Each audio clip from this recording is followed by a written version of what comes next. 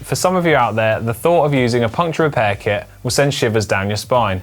Everyone seems to just somehow know it. Well, people had to learn somewhere, and today is your turn.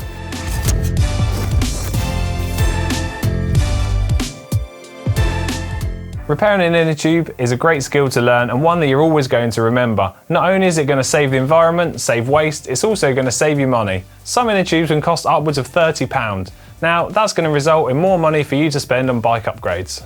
Using a puncture repair kit is a great skill to have. It's ideal to get you home safely if you're out on a ride and run out of inner tubes, or even if you're just at home and want to repair those punctured inner tubes you've got lying around the garage.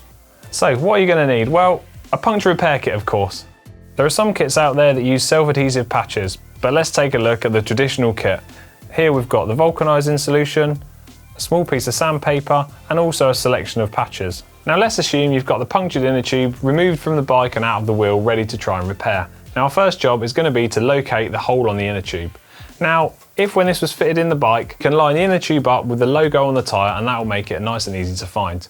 And if you are still struggling to find the hole in the inner tube, you can always inflate this as best as you can and submerge it into a bucket or sink of cold water, and that will hopefully make it really visual to see where the air is coming from. Now that we've found the hole in the inner tube, we need to choose one of the suitable size patches relative to the size of the hole in the inner tube. Now this here is a very small hole, probably created by a thorn, so all we're going to need to use is the smallest patches that are included in the kit.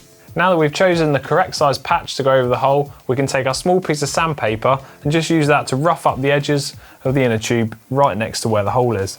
We just need to apply a little bit of pressure and just rough up the area where we're going to stick the patch. We don't need to do too much, just enough to help the inner tube patch stick over this. Now we've got this area sanded a little bit, we can take a paper towel or cloth, wipe the area nicely, ensure there's no dust, dirt, and it's nice and dry.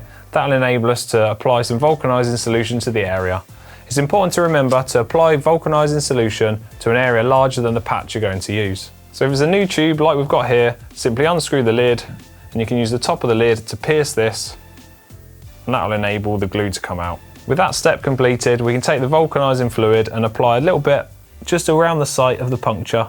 As I said earlier, an area larger than the patch we're going to use. It's important not to put lots on, but just a thin layer all the way around to make sure the patch will stick nicely. Now it won't take long for the vulcanizing fluid to start to go tacky, so we can take our patch and then look to remove it from the foil backing, ready to place over the area of the puncture. And then we can take the patch carefully, placing it centrally over the location of the puncture. Pressing down nice and firm, making sure each area is pressed down over an area of glue. It won't take long, just a bit of firm application of pressure to give that chance for the glue to dry. Having applied a little bit of pressure over the patch, we can now look to make sure this is nice and securely glued down to the inner tube. We can apply a little bit more pressure. It won't take long for that to dry. Once that's done, carefully remove the clear wrapper off of the top of the patch, making sure not to lift any of the edges, and hopefully we'll have all of that off. As you can see here, it's come off in two little sections. So there you have it, your first inner tube repaired and ready for when you need it next. A skill learnt for life and ready to help your friends if they ever need it too. Now, I hope you've enjoyed this maintenance video, and if there's any other videos you'd like to see, as always, comment in the section below. And if you've enjoyed this, why not give it a thumbs up too? Thanks for watching.